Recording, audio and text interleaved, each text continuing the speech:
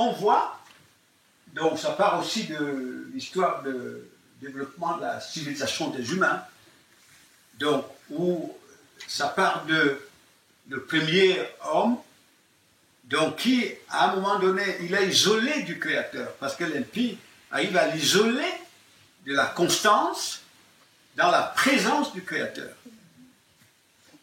au point de lui conférer sa pensée. Il veut en faire sa pensée, il voulait en faire sa pensée, c'est-à-dire sa fonction visible, Satan, parce que, utilisant les mêmes principes que le Créateur utilise pour construire la relation avec l'homme. C'est les mêmes principes que Satan va utiliser. C'est-à-dire quand il dit à Adam que Dieu sait que le jour que vous mangerez du fruit, ce fruit se réfère à lui, à son identité. Voilà, qu'il veut, dont il veut rendre l'esprit humain dépositaire. Et effectivement, quand il isole l'esprit humain du Créateur, il va l'amener dans un processus qui l'amène à épouser son identité. Vous voyez, sa personnalité.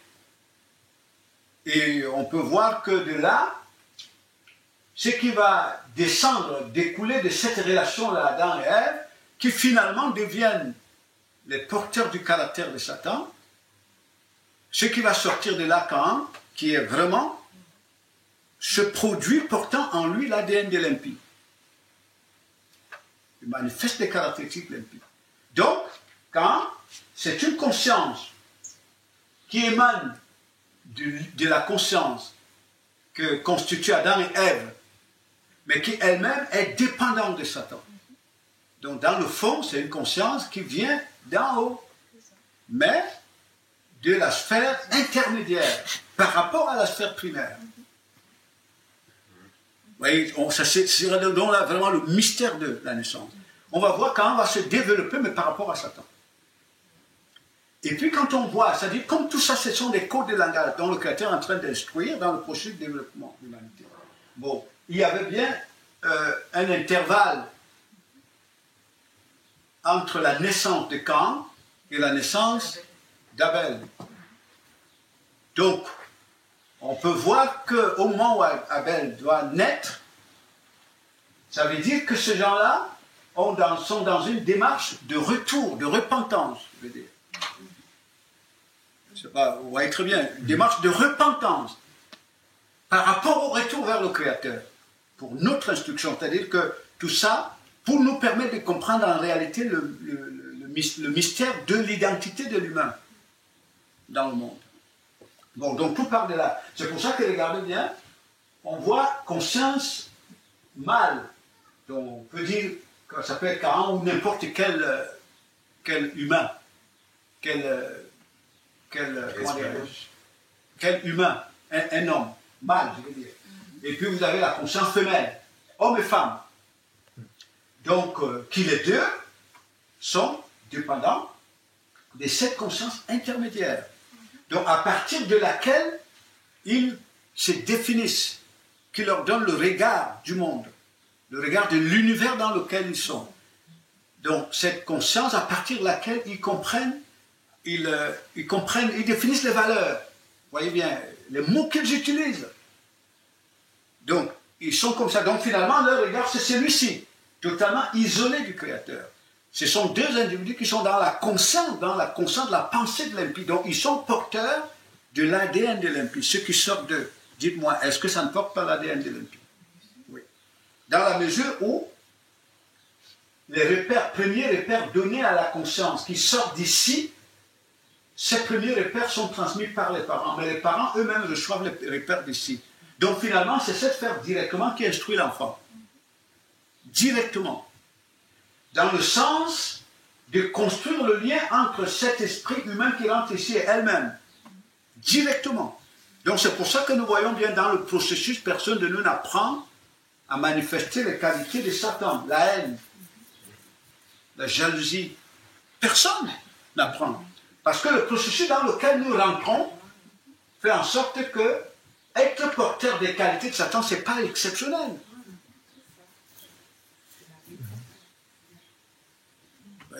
Donc on peut donc, à partir de là, on peut donc comprendre quand le Messie vient, quand il nous trouve là, quand il nous dit à Nicodème, il faut que tu renaisses d'en haut, c'est-à-dire que tu es né là, Tu portais l'ADN, mais il faut maintenant que tu renaisses de la sphère primaire.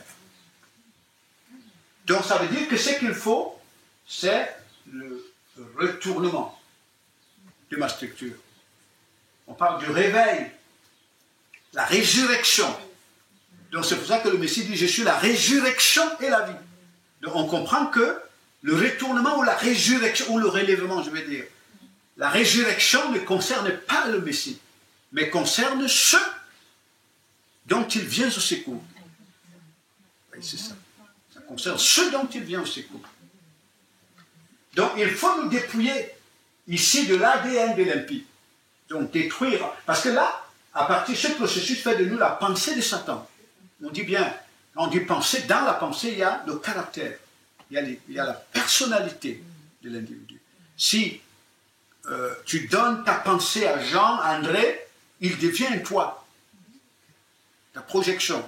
Donc il faut que nous sortions de l'état d'être la pensée de Satan pour devenir la pensée du Créateur. Il faut que le Père détruise en nous l'ADN de l'impie pour nous conférer son ADN. Donc pour que nous soyons considérés comme ceux qui naissent d'en haut, mais de lui. De lui. Donc s'il y a ce relèvement qui nous amène à rentrer dans la constance de la pensée du Créateur, devenir conforme au Créateur, ce n'est pas un fait exceptionnel. C'est quelque chose de naturel. Ça devient même plus simple que être façonné à l'image de Satan, parce que Satan, c'est une force intermédiaire. Je dis par rapport au Créateur, une force nulle d'ailleurs. Donc c'est pour ça qu'on voit clairement dans le processus on ne peut pas dire la transformation domestique, c'est-à-dire dans son processus de développement, c'est naturel, on dit bien l'enfant croissait en esprit, en sagesse. Donc progressivement on voyait comment l'enfant devenait la pensée de son père, dépositaire du caractère de son père. Vous voyez, c'est ça. Parce qu'on l'observe, moi je vois quand je retourne dans l'enfance ou les enfants qu'on peut avoir, vous voyez clairement combien se développe. Mais le problème, c'est que ce sont des situations que nous acceptons parce que nous les trouvons naturelles. Voilà, on voit comment se développent dans nos enfants ou en nous-mêmes les qualités qui ne viennent pas du Créateur, mais qui viennent de Satan. On voit comment ça se développe. Et souvent même, nous faisons tout pour les protéger. Parce que nous pensons que c'est son identité. C'est sa peur. Moi, je me souviens, il y a plusieurs personnes qui l'ont dit, mais je suis comme ça. Mais tu ne peux pas, on ne peut pas me changer. Il faut que, si tu ne marches, je suis comme ça. Relevé, qui rentre dans la trajectoire du Créateur.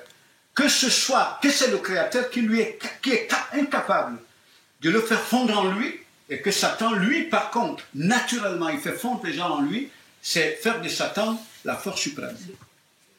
La vraie force créatrice. Évidemment, c'est cela. Donc, et chacun nous peut le constater. Parce qu'en fait, il y a un changement qui se fait. Si nous changeons dans le sang quotidiennement, parce qu'en fait, ce changement, il est quotidien, il est constant. Ce que nous sommes, il est constant. Parce que vous verrez clairement combien on devient de fois de plus en plus amer. De plus en plus amer. Bon, donc ce changement se fait au niveau de la constance, la constance qu'entretient notre esprit vis-à-vis de la pensée de Satan. Donc, or, l'esprit ne dort pas, nous le disons, même quand on est couché, nous sommes dans cette constance. Je peux me coucher le soir, je me réveille le matin, une autre personne. Dans le sens de l'évolution de ma transformation. En fait, l'évolution de processus où Satan dépose ses qualités en moi.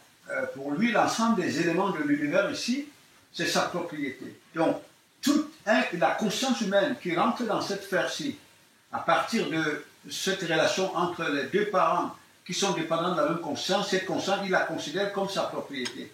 Donc, cette conscience, quand elle rentre là, elle trouve un mécanisme qui canalise son esprit à être porteur de l'identité de Satan. Donc, c'est même ça la vraie dimension, on peut dire, de la construction de l'homme. Par rapport à l'impie, bien sûr. Alors que pour le Créateur, normalement, l'ensemble de tout ce qui est ici, quand l'homme rentre là, tout doit participer à canaliser son esprit vers le Créateur. Donc, C'est l'inverse qui a été. Oui, c'est ça.